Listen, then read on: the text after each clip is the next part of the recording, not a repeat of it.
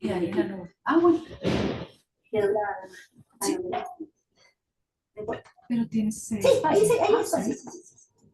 Muy bien. ¿Ya hicieron el ejercicio? ¿Buscaron alguna? ¿Me puede leer algún significado de los que están ahí? En el contexto que esté.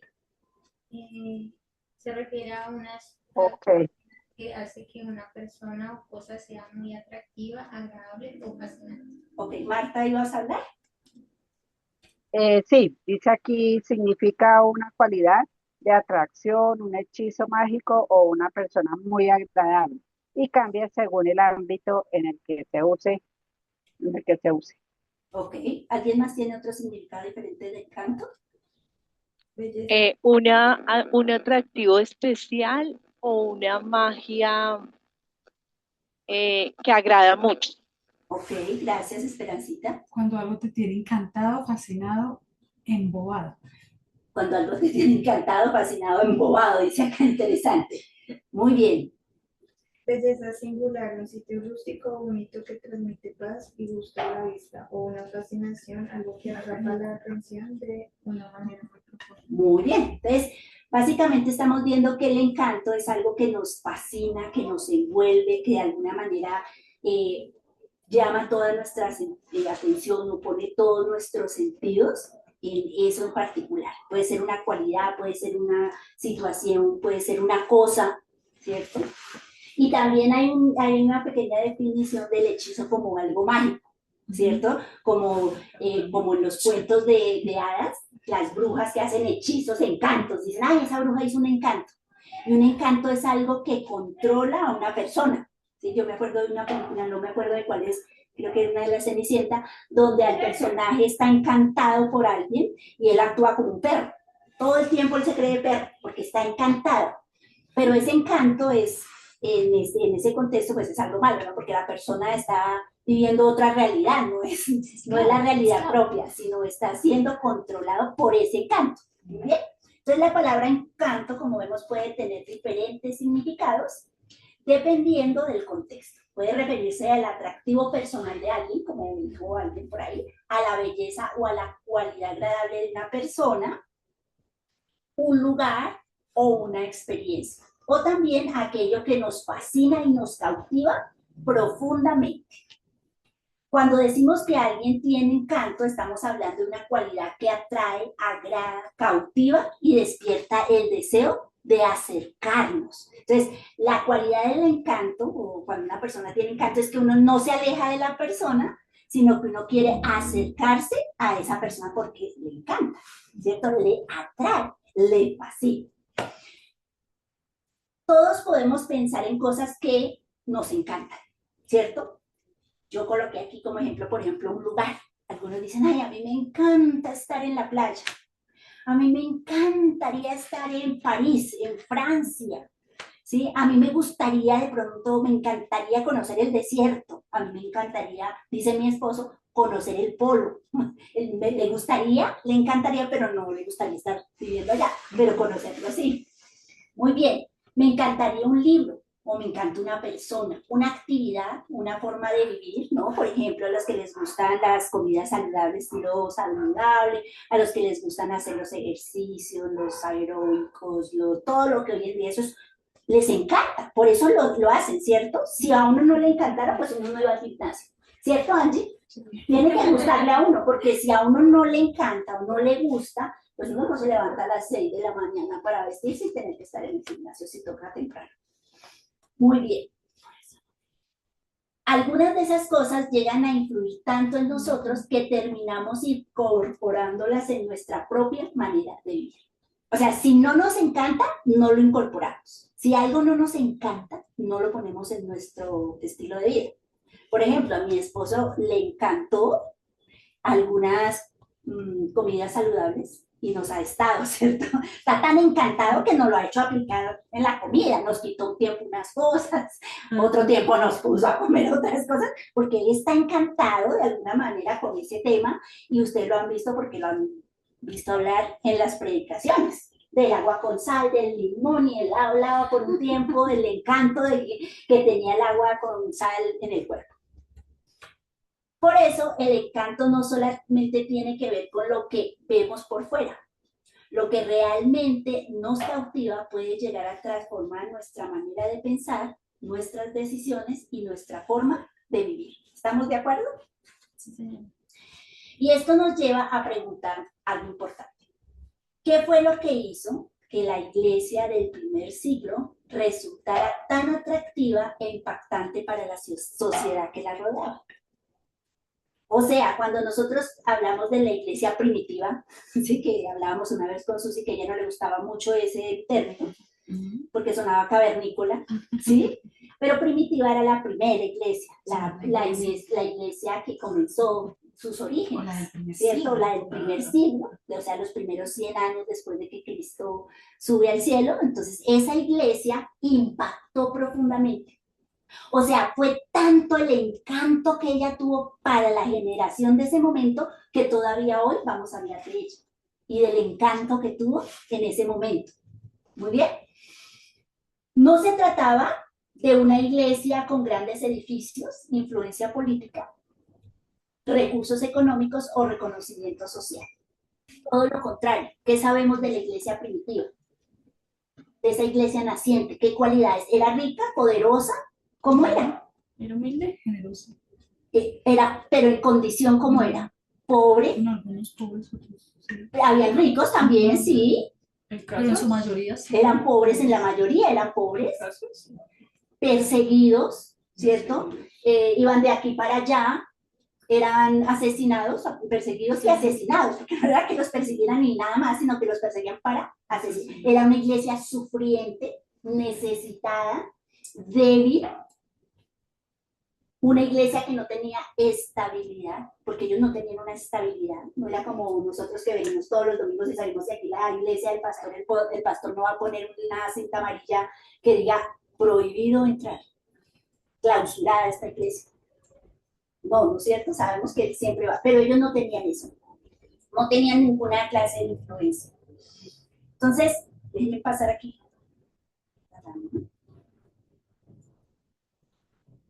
Fue una iglesia que, aunque no tenía un atractivo superficial, logró impactar profundamente.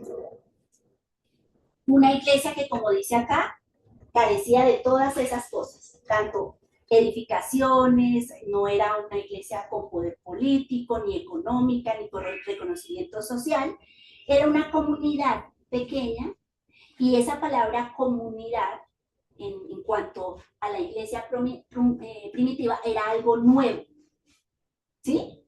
Porque uno habla mucho de la comunidad, pero en el contexto donde ellos estaban, eso era algo nuevo porque los romanos no entendían ese término de comunidad. No era una idea reconocida, porque ellos eran muy individualistas, una sociedad muy clasista. Veamos un poquito entonces para entender cómo esa iglesia tan insignificante, con tanta carencia, ¿cierto?, pudo tener un encanto tan grande. Si quieres, Tatis y Paula y Angie, en vez de estar allá tan lejos, córranse para acá, porque están muy lejos. Traigan y quiten esas flores si quieren. Si quieres, corre esa silla blanca, Tatis. Eso, ahí quédate ahí, Angie, y Tatis, córrela para acá. Y la pones así y así yo me corro para acá. Eso, porque allá están como solitas y no me gusta.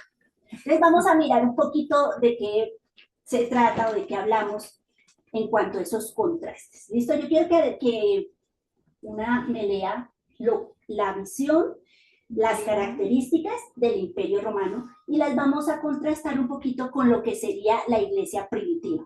¿Listo? Entonces, no sé cuál de ustedes quieren o si alguien en la web quiere hacerlo diferente a las que ya leyeron o hablar. ¿Leo?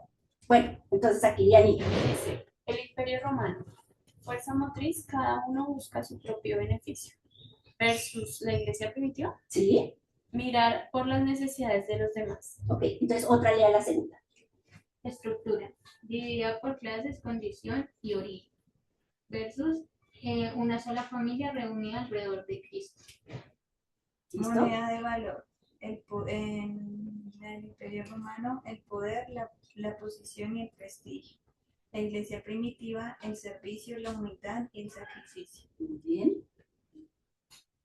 El ¿Otra? Imperio Romano, trato al diferente, rechazo sistemático al débil y pobre, y la Sí. Iglesia, acogida radical como hermanos. Muy bien, entonces aquí ya tenemos un bosquejo de lo que vamos a ver, a profundizar un poquito por qué esas características eran bien marcadas entre lo que era la sociedad romana y la comunidad cristiana, ¿sí? Sí, comenzamos a ver que sí, en la sociedad donde nace la iglesia primitiva, pues era totalmente diferente a lo que el Señor, al transformar esas vidas, iba a gestar en ellos, ¿sí? Iba a ser totalmente diferente. Y esa transformación, ese impacto que el Señor hizo en esas vidas, es lo que iba a hacer ese encanto, es lo que iba a hacer esa fascinación, eso era lo que iba a producir en esa comunidad, que los vieran como algo, wow, queremos de eso. Muy bien. Entonces, en el mundo en el que nació la iglesia estaba dominado por el Imperio Romano, una de las estructuras políticas y militares más poderosas de la antigüedad. Aquí no se aburran con esto, que bueno saber un poquito de historia, para las que ya lo saben, para las que no, sabemos un poquito. La sociedad estaba organizada de manera jerárquica y existían grandes diferencias entre ricos y pobres, ciudadanos y esclavos, hombres y mujeres, personas con poder y personas sin ninguna influencia. El valor social de una persona estaba frecuentemente determinado por su posición, sus riquezas, su ciudadanía, su familia o su capacidad para ejercer poder. Bueno, eso no es muy diferente de pronto a la visión que hoy en día tenemos, ¿cierto? Tal vez, acuérdense que una de las sociedades que influyó aún en el occidente fue la sociedad romana. Nosotros tenemos mucho de la sociedad romana. Era una sociedad donde el honor, el prestigio y la posición tenían un enorme poder. En ese contexto, la iglesia presentó una manera diferente de relacionarse. Personas de diferentes condiciones comenzaron a reunirse alrededor de una misma fe. Compartían la mesa, cuidaban de los necesitados y se ayudaban mutuamente y se consideraban parte de una misma familia. Acuérdense que ellos aún para que un hijo fuera hijo, ¿qué tenían que hacer? Los que han estudiado romanos tenían que ser adoptados por el patri family, ¿cierto? Pater family, y decir, ese hijo, si es mi hijo. A menos que se hiciera eso, aunque el hijo hubiera nacido de la papá y de la mamá como nosotros, no se consideraba hijo. Hasta que el papá decía, lo adopto. Esa era la adopción romana, no era un hijo extraño, sino era un hijo propio al que el padre le decía, este es mi hijo, y hasta que no se hiciera esa declaración no se consideraba hijo. Más o menos es como lo que hacemos con un certificado de nacimiento. Si a uno no le dan el certificado de nacimiento del papá, pues a uno no se considera hijo porque uno no tiene los apellidos de padres. Todo eso, de alguna manera, era visto así. Entonces, sin embargo, la comunidad primitiva cristiana se veía como una familia sin ni siquiera tener ningún rasgo consanguíneo ni nada. Ellos ya se hablaban, por eso el término hermano en esa comunidad sí era poderoso. Nosotros ya lo tenemos como una etiqueta o un cliché, ¿sí? Ya ni siquiera nosotros acá en la iglesia nos decimos hermanos, que eso es triste. O sea, en el afán de no volvernos religiosos, quitamos algo tan lindo, porque el decirnos hermanos nos recuerda que somos una comunidad familiar. Toca cerrar esta cortina porque se tiene... Fantástico. Me tiene ese tin, con ganas de sacar. Se abre Muy bien, entonces ya estamos viendo, ¿cierto? Ese impacto de esa iglesia primitiva, lo diferente que era. El mundo de ese momento decía, uno debe buscar su propio beneficio. La iglesia comenzó a decir, miremos también las necesidades de los demás. El romano pensaba en él y en su propia necesidad y la de su familia, y nadie más le interesaba. Pero la iglesia primitiva comenzó a decir, mire, ese tiene escasez, debemos ayudar. El mundo estaba dividido por clases, mientras que la iglesia comenzó a reunirse con personas de diferentes estatus. El mundo valoraba el poder, mientras que la iglesia comenzó a mostrar una importancia o darle una importancia al servicio, a la humildad y al sacrificio. El mundo podía rechazar al débil, al pobre o al diferente, mientras que la iglesia comenzó a recibirlo. Una comunidad tan pequeña, sin poder político, sin ejército, sin grandes recursos y muchas veces perseguida, comenzó a ejercer una influencia profunda sobre la sociedad que lo rodeaba. Entonces, mire que la idea central de lo que estamos viendo es que el verdadero encanto de la iglesia no estaba en sus templos, no estaba en los recursos ni en la posición social, sino que ellos estaban reflejando ese carácter de Cristo a través de la vida de sus miembros. ¿Estamos de acuerdo? ¿O no? Ya vemos. Muy bien, les invito a todas a abrir Hechos 2, 42, 47, junto a las que están en la web. Vamos a ir un poquito hasta allá. Hechos 2, 42, 47.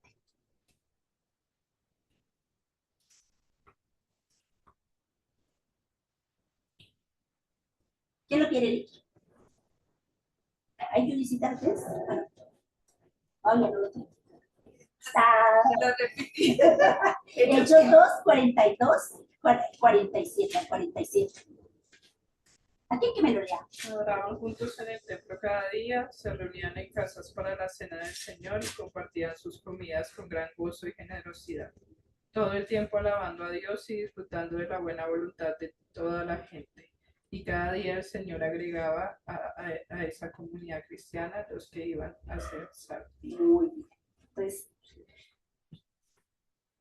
entonces, la descripción sigue mostrando, ¿cierto? Una comunidad que compartía sus bienes, se reunía en las casas. Y de ahí, pues, ustedes saben que nació la idea de mí. Retomamos esa idea. O sea, ellos como en el enfoque, podemos ver que la iglesia Nacientes no tenía un enfoque de querer construir templos. En la iglesia Nacientes nunca estuvo eso. Ellos lo que hacían es que como creyentes, como se consideraban familia y comunidad, ellos entonces, porque comunidad viene de compartir algo en común, ¿sí? Eso, por eso es comunidad, compartir algo que se tiene en común. Se reunían en las casas, o sea, ustedes son mi familia, vengan a mi hogar y compartimos el pan. Y compartir el pan era comer, hacer comidas y comer, además también de que hacían la cena del Señor cuando se reunían, pero ellos compartían juntos. Eso hacía que ellos tuvieran una calidez. Y pues obviamente la comunidad romana y los romanos enseñados a ver marcando o que marcaban tantas diferencias y ver esa comunidad, y pues eso los comenzó a encantar, les comenzó a llamar la atención, ¿sí? Les parecía, wow, ¿cómo así que estos? Que mira, ya está ese que de pronto es rico y está allá con ese que es pobre y están allá compartiendo. Eso fue impactante. Y dice que esa forma de relacionarse hizo que el Señor añadiera cada día a la iglesia más gente. O sea, tuvo un impacto espiritual para la salvación. O sea, podríamos pensar, bueno, pues qué importante era eso que ellos compartieran. Pues si lo importante es presentar a Cristo como nosotros cronológicamente, pudiéramos decirlo si lo contextualizáramos, ¿sí? Allá nosotros los de mí, no, es que lo importante era predicar cronológicamente. No, también tuvo impacto el mostrar esa forma de comunidad donde se cuidaban el uno al otro, donde era importante el otro, y eso abrió oportunidades que cuando se presentara a Cristo, el Señor estaba añadiendo a la gente, ¿sí? Y ese es el problema que actualmente nosotros como comunidad cristiana nos hemos enfriado. No estamos encantando en este aspecto, por ejemplo. No estamos encantando. Leamos ahora un poquito. Entonces, ¿qué vamos a hacer? Vamos a ver solo 3 cualidades especiales en las que encantó y que fue totalmente diferente la comunidad cristiana a la comunidad o a la sociedad romana. A la sociedad romana. La primera de ellos es que la iglesia primitiva encantó, ¿cierto? encantó en la generosidad y el sacrificio, ¿sí? Dice que los primeros cristianos no solamente hablaban acerca del amor, comenzaron a demostrarlo de una manera concreta. Hechos nos dice que compartían sus bienes y que vendían sus propiedades para atender las necesidades de otros. Esto resultó especialmente significativo cuando recordamos el contexto social en que vivían. O sea, estamos viendo cómo vivían en contraste con el romano, ¿no? ¿Qué hacía el romano? ¿Cómo sería lo contrario? Si ellos estaban mostrando algo nuevo, sacrificio, entrega, ¿cómo era entonces el contexto romano? Buscaban su propio beneficio. Individualistas. Y Capitalismo. guardar para ellos. Bueno, que hablan de capitalismo, tal vez no estaba la sí. idea, pero sí, querían era abarcar todo para ellos, ¿no? Muy Tener conscientes. riquezas, bienes, tener fama, porque para ellos era importante la fama, todo eso lo querían tener. Pero la comunidad cristiana comenzó a demostrar que los bienes no era lo más importante. O sea, ellos se encantaron porque cuando ellos comenzaron, ¿se acuerdan cuando en Hechos Priscila y Aquila y Priscila? No, Aquila y Priscila no, que fue la que, sí, pero es que murieron. Sí.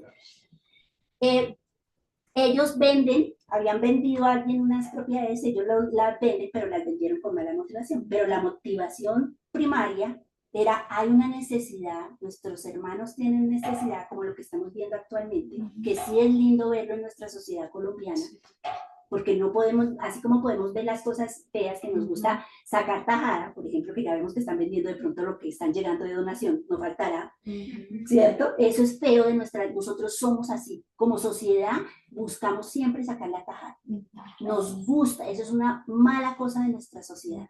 Una enseñanza de la sociedad. Eso es algo malo, pero también somos generosos y nos duele cuando alguien se lastima, queremos suplir y somos generosos, esos también somos los colombianos. Entonces vemos los dos contrastes. Pero en el caso del Imperio Romano, ellos comienzan a ver gente pobre que no tiene nada y les da por cuidar a otros. Dice, la iglesia que más dio fue la sufrida, era la que más daba, ¿sí?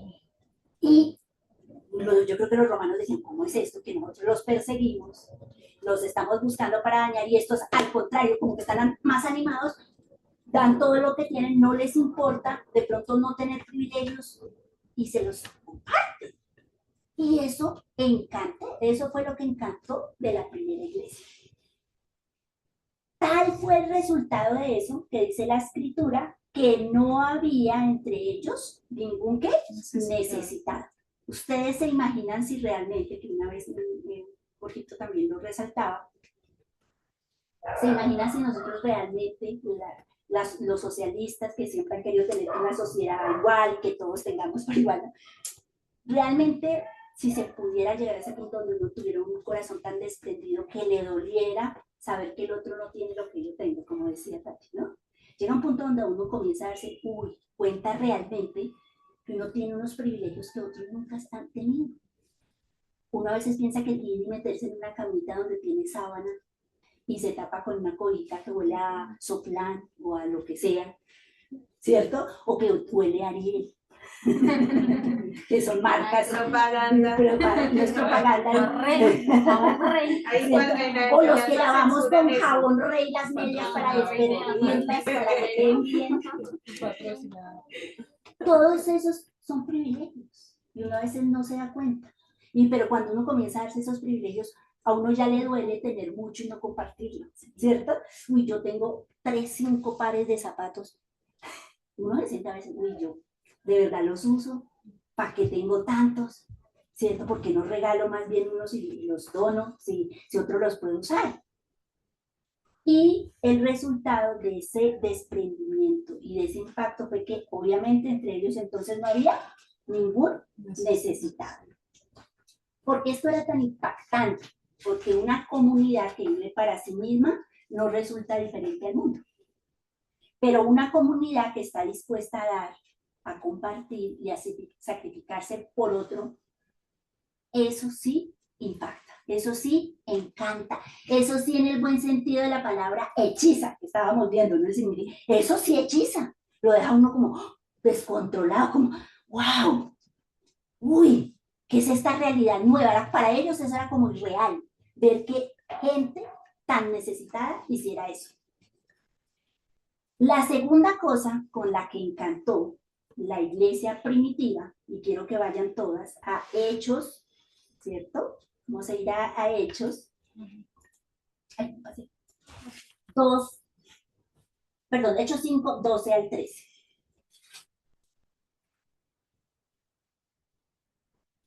Entonces, la primera cosa concreta en lo que encantó la comunidad, ¿cierto? Fue en esa entrega y en ese sacrificio, ¿cierto? ¿Ya buscaron? Sí. Hechos 5, 12 al 13. Y por la mano de los apóstoles se hacían muchas señales y prodigios en el pueblo y estaban todos unánimes en el pórtico de Salomón. De los demás, ninguno se atrevía a juntarse con ellos, mas el pueblo los alababa grandemente. Muy bien. Dice que ellos se reunían con alegría y con sencillez de corazón, ¿cierto? No solo escuchaban enseñanzas, sino que ellas tuvieron esa habilidad de convivir, de convivencia que estábamos hablando. Podían compartir. Lo hacían desde la sencillez. Una de los problemas más grandes, y me acuerdo que cuando comenzamos con Mick, muchas familias les daba como miedo permitir que las personas fueran a su casa, porque de pronto eran personas humildes, ¿sí? Y decían, pero es que yo no tengo tal cosa, y mi casa es pobre, y yo no tengo no sé qué. Y yo les decía, es que uno cuando comparte y convive con los hermanos en Cristo, uno se da como uno es y con lo que uno tiene. Uno no da, no espera tener para dar, porque eso es una mentira. Quien no da cuando no tiene, cuando tiene, tampoco se da. Eso es mentira. Las personas que dicen, es que cuando yo se tenga voy a llevar a la iglesia a mi casa. Mentiras, cuando usted tenga una casa más bonita, menos la va a querer llevar a la iglesia, a la casa, porque le va a dar miedo que le rompan el jarrón que costó 100,000 pesos, o el sofá súper fino, o que le toquen. Eso es el costo de tener una iglesia en casa. Abrir tu hogar y dejar que las personas vengan y te conozcan. Ustedes ya me han visto aquí en todos. Angie llega aquí y me ve a veces ahí colgando mi ropa con mi palito, que yo tengo un palito, y cuelgo allá mi ropa ¿cómo se llama? En la cercha. Y eso es convivir. Por eso la iglesia en casa tiene ese impacto. Ustedes no ven aquí una pastora de pronto, como me dicen algunos, ¿cierto? Que yo estoy por allá en una oficina sentada en el computador todo el día y nadie me puede tocar. No, ustedes saben que yo soy de lavar y planchar igual que ustedes. Hago las cosas que ustedes tienen que hacer. Yo también me levanto, tengo que hacer almuerzo, tengo que hacer el oficio de la casa, tengo que doblar. Y la comunidad aprendió, eso era, los hermanos convivían así, sabían las necesidades que tenía el hermano, oraban, aprendían. Sí, eso es lo bonito de la comunidad cristiana. Y eso lo aprendimos de la comunidad primitiva. Por eso es tan importante estudiar Hechos. Por eso es tan importante volver a Hechos y retomar esos estilos de vida, para que de alguna manera, aún en este siglo, vamos a dar cuenta que sí podemos impactar, encantar a esta sociedad que tanto lo necesita. La convivencia. Entonces, que nosotros también como ese pueblo podamos tener esa sencillez. Y dice que si en el otro lado decía que nadie tenía necesidad, esta convivencia y este servicio y este cuidado y este amor que veían entre ellos, lo que trajo fue el favor del pueblo. Dice que el pueblo los tenía en buena onda, ¿no? Eso es como el vecino que es buena gente, ¿no? Uno siempre en los barrios hay un vecino buena gente, un vecino que le gusta hacer favores, un vecino que está ahí pendiente, ¿cierto? Un vecino al que uno sabe, no, yo si le voy le digo a ese vecino que me ayude. Seguro que ese vecinito me ayuda porque él es buena gente, ¿cierto? Entonces ellos mostraron ese amor, ese servicio en la vida cotidiana. Fue el sermón. No necesitaron, ¿cierto?, hablar mucho, pero lo demostraron con su vida. Y en eso encantaron. ¿Hasta ahí vamos bien? Y la siguiente cosa, ¿cierto?, que encantaron, o por la que encantó, hechizó, fascinó la iglesia primitiva, está en Hechos 9, 26 y 27. Quiero que todas las que estamos en la web y acá busquen Hechos 9, 26 y 27. Otra me busca Hechos 11, 18. Me hace el favor. Y otra Hechos 15, 3. Hechos 9, 26 y 27 para las que están tomando apuntes. Hechos 11, 18 y Hechos 15, 3. Hasta acá hay un cuenta que no vi que sí son lo que estaba grabando. No, creo que sí. Sí, bueno, sí.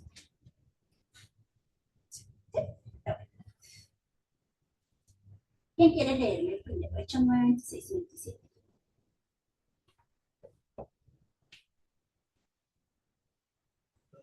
Voy a leer yo, Marcelita. Listo.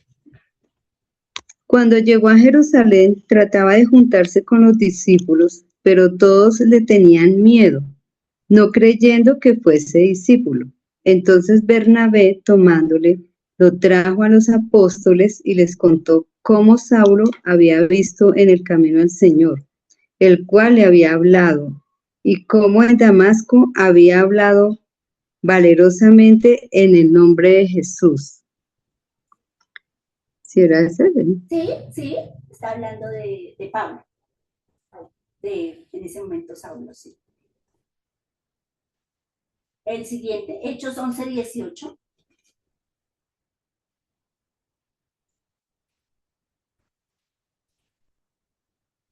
Hechos 11, 18. Entonces, oídas estas cosas, callaron y glorificaron a Dios, diciendo, de manera que también a los gentiles ha dado Dios arrepentimiento para vida. Bien. Y Hechos 13, 15, 3. 3. 15, 3.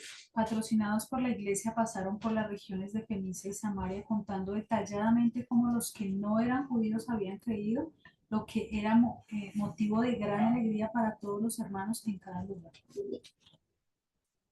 Quizás uno de los aspectos más sorprendentes de la iglesia primitiva fue su capacidad para recibir personas que estaban en proceso de transformación. Un ejemplo que está ahí bien documentado es la vida de Saulo. Saulo era un perseguidor de la iglesia, alguien que buscaba a los creyentes para matarlos, porque no era que los buscara solamente para encerrarlos, realmente el fin era que los matara. Él los veía como algo malo. Sin embargo, el Señor conquista a Pablo, ¿cierto? Se le revela, Pablo entiende, hombre, yo estoy persiguiendo al Señor. Y Pablo tiene una confrontación profunda, comprende todo ese conocimiento que él tenía, viene, y entonces él, realmente el cambio de Saulo fue radical, no fue como un cambio ni progresivo, tan progresivo, porque el cambio de él fue radical, fue algo especial, fue algo milagroso. Entonces podemos decir que fue una cosa especial en la vida de Pablo, pero él cambió radicalmente tanto que después de ese evento que queda ciego, Bernabé viene y ora, ¿cierto? Le quitan la ceguera, Pablo de una vez quería enseñar. Pero él comienza a enseñar y la gente, los cristianos que oían que este hombre perseguidor estaba enseñando, venía a ellos, pues que dijeron, no, nosotros que vamos a hablar con él, ese viene de pronto haciéndose loco y lo que quiere es cautivarnos, llevarnos y matarnos. Sin embargo, la misma iglesia tuvo compasión, porque dice que ellos finalmente lo reciben y cuando ya los fariseos lo vieron como enemigo y lo buscaron matar a Pablo, que hicieron la misma iglesia.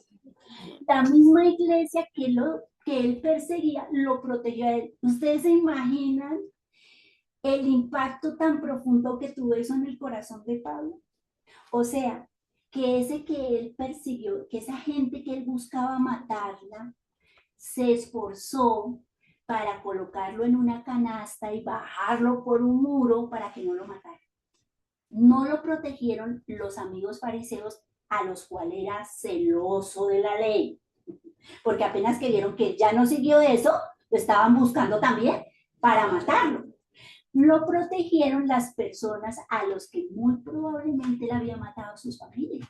¿Qué tal que hubiera un creyente entre esos que había matado a su hermano, a su primo?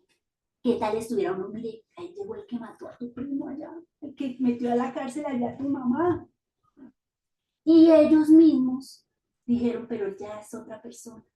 Y Bernabé allá se encargó, ¿no? De, hombre, ya es otra persona. Y dice que Pablo, me parece tan lindo, él se revestía, ¿no? Y decía que él se paraba ya como para convencerlos de que ya ese no era el asesino ese que él conocía. Y la comunidad lo recibió. Y creo que eso fue lo más impactante, porque pasó con Cornelio, ¿sí?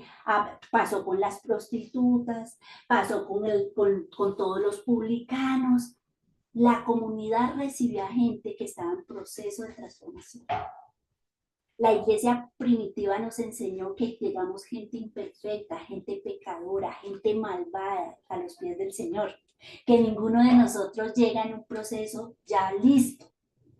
Pero ¿no creen que la iglesia de hoy, aunque hablamos de Cristo, nosotros queremos que la gente que esté con nosotros sea perfecta?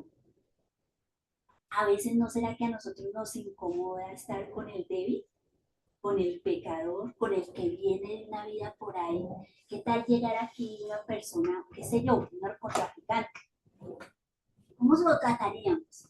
No habría el miedito, ¿cierto? ¿Qué tal llegue y le venda ahí droga a los niños? ¿No habría ese temor? Eso era lo que muy probablemente pensaron de Pablo, ¿cierto? ¿Qué tal quiera hacernos algo?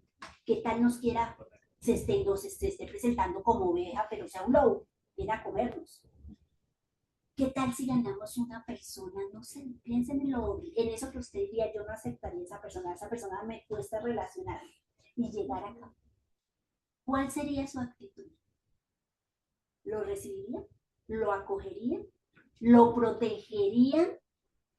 ¿O lo expondríamos, nos alejaríamos, no lo trataríamos, le haríamos el quite, como a veces le hacemos cuando alguien no nos cae bien, ¿no? Le hacemos el quite, nos hacemos los locos, no lo miramos, nos hacemos como que nos llamó alguien y pasamos, ¿cierto? Con tal de no tratar a la persona. Eso es algo que nos debe cuestionar, ¿no? ¿Todo esto para qué? Porque realmente estamos hablando del encanto, ¿no? Y como iglesia del Señor, yo creo que el llamado que el Señor nos hace es a realmente mostrar esas tres realidades en nuestra vida actual como iglesia, ¿sí? Ese servicio, ese sacrificio, ese amor y esa capacidad de aceptar a los que son diferentes cuando llegan y darles un abrazo, ¿cierto? Para que se sientan aceptados. Y eso fue realmente lo que encantó. Entonces el encanto que estamos hablando no es algo mágico, ¿sí? Sino es esta capacidad que tenemos como pueblo de Dios de impactar una sociedad que como la romana no es diferente, es individualista, no le importa el otro, no quiere estar ayudando a nadie, está centrada en él, está centrada en cosas diferentes al ser. Dios nos hace un llamado a ser como la iglesia primitiva, a encantar en ese sentido, en el servicio, en el amor, en la entrega y en el acoplar, recibir, ayudar a ese otro que llega. Y también podremos impactar esta sociedad, ¿cierto? Muy bien, Susana. Ay, me pareció interesante lo que pusiste de la apertura hacia los gentiles, que o sea, realmente ahí vemos que no hay acepción de personas en ningún momento, o sea, ellos recibían de cualquier cultura, de cualquier, o sea, era realmente una comunidad muy abierta, abierta y muy variada de culturas, y es bonito ver eso, es bonito porque pues los romanos sí tenían ciertas clases, ciertas sí, castas, de pronto tenían esclavos, sí. Entonces sí habían esas barreras. Clases sociales, es la palabra. Esas barreras que no dejaban que las personas se unieran, pero en la iglesia sí hubo ese rompimiento de esas barreras. Y eso es lo que vemos, es muy triste, pero eso que se logró y que el Señor lo mostró en su primera iglesia, en la iglesia primitiva, en el siglo XV, que fue esa parte del oscurantismo, la iglesia volvió atrás. Por eso es oscurantismo también, porque en vez de haber seguido ¿se imaginan si la iglesia hubiera seguido dando ese testimonio, encantando de esa manera, hubieran permanecido fieles a los principios de ver al otro, de amar al otro, entenderse como comunidad, como hermanos, no hubiera pasado lo que pasó en el siglo XV? Porque en el siglo XV se volvió esas diferencias sociales. El clérigo, la parte religiosa, se volvió en un estatus. Y el clérigo, la persona común, era visto de otra manera, eran menos. Y ese no era el plan de Dios. Por eso se dio todo lo que se dio en el siglo XV, porque la iglesia dejó de impactar, de encantar. Y no está ajeno a que a nosotros nos pase lo mismo. Nosotros podemos perder ese encanto. Mire que el Señor le dijo a las iglesias, y sé que ya se están durmiendo algunas, tienen sueño, se me está durmiendo por acá una alumna. Entonces, es interesante que en Apocalipsis las iglesias que estaban ahí, mire que una iglesia de esas perdieron el encanto, la capacidad de impactar. Y el Señor les dijo, ¿qué les dijo? Voy a quitarte. Él les dijo, voy a quitarte, porque no están haciendo lo que yo las puse. Y a veces pensamos que eso no es posible, pero las iglesias le dijo, te voy a quitar porque estás dejando de hacer lo que tienes que hacer. No estás impactando, no estás encantando de la manera correcta. ¿Sí? Estás dejando de dar el testimonio que de verdad nosotros estamos llamados. Acuérdense que Dios al que ama también disciplina. ¿Sí? Y a veces no queremos oír eso, ¿no? No nos podemos adormecer y no impactar este mundo. Estamos llamados a encantar en el sentido correcto. Muy bien, vamos a terminar nuestra enseñanza y vamos a dar gracias al Señor. Padre Santo, te damos muchas gracias por este tiempo, gracias por tu amor, gracias por tu fidelidad, gracias porque en este nuevo semestre queremos entregarte nuestro corazón. Queremos que realmente podamos dejarlo en tus manos, Señor, que impacte nuestra vida. Sabemos que como creyentes nos podemos volver una religión más y dejar de encantar a este mundo de la manera que tú quieres que lo encantemos.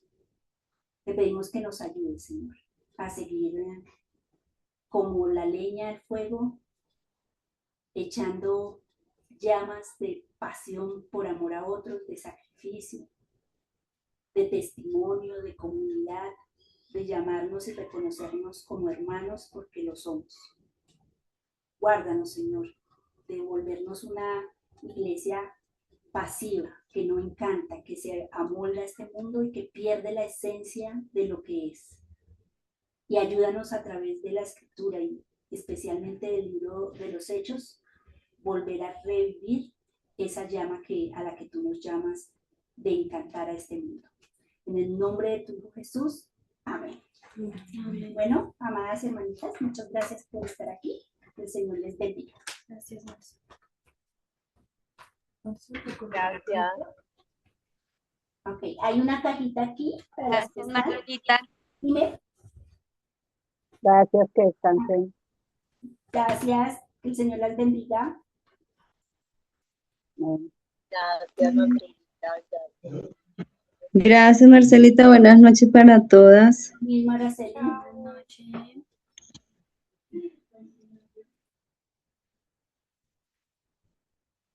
Chao, Luz Dari.